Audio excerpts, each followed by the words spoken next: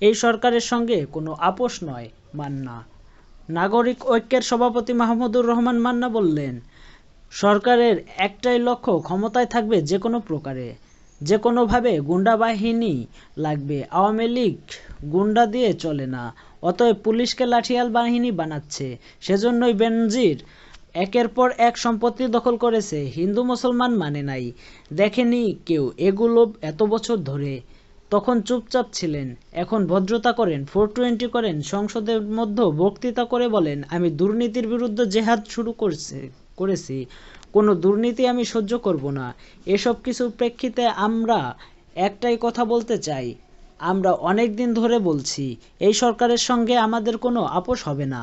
এই সরকারকে আমরা যে কোনো পারমিশন দেওয়া, তাদেরকে কোনো অনুমোদন দেব না। এই সরকারের বিরুদ্ধে আমরা লড়াই চলবে।